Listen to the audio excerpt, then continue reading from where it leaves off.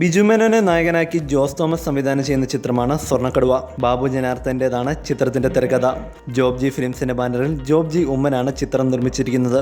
വെള്ളിമൂങ്ങ നൽകിയ സംതൃപ്തിയും ബിജു മേനോനിലുള്ള വിശ്വാസവും കണക്കാക്കി ചിത്രത്തിന് മികച്ച വരവേൽപ്പാണ് തിയേറ്ററുകളിൽ ലഭിച്ചത്. കുശാഗ്ര ബുദ്ധിയിലൂടെ പണവും പദവിയും നേടാൻ ശ്രമിക്കുന്ന റിനി ഈപ്പം മാട്ടുമേൽ എന്ന കഥാപാത്രമായാണ് ചിത്രത്തിൽ ബിജു മേനോൻ എത്തുന്നത്. ജ്വല്ലറി ഉടമയായ ലോനപ്പന്റെ വലങ്കയാണ് റിനി.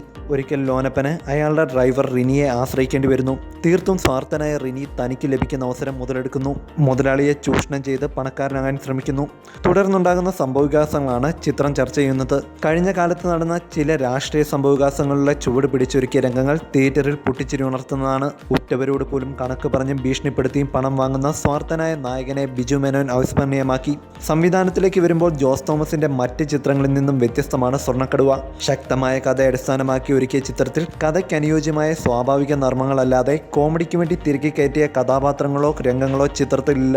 രസചരട് ഒട്ടും ചോർന്നു പോകാതെ തിരക്കഥയൊരുക്കുന്നതിൽ തിരക്കഥാകൃത്ത് ബാബു ജനാർദ്ദനും വിജയിച്ചു എന്ന് തന്നെ പറയാം. അഭിനയത്തിലേക്ക് വരുമ്പോൾ ഒരു ചെറിയ ഇടവേളയ്ക്ക് ശേഷം ഇന്നസെന്റിന്റെ ശക്തമായ തിരിച്ചുവരവിനാണ് സ്വർണ്ണക്കടുവ സാക്ഷ്യം വഹിക്കുന്നത്. നായികമാരായ ഇനിയും പൂജിതയും ഭേദപ്പെട്ട പ്രകടനം കാഴ്ചവെച്ചു. റോസിൻ ജോളി, ചിന്നു കുരുവിള, സുരേഷ് കൃഷ്ണ, ബൈജു, സുധീർ കരമന തുടങ്ങിയ താരങ്ങളുടെയും പ്രകടനം മികച്ചു നിന്നു.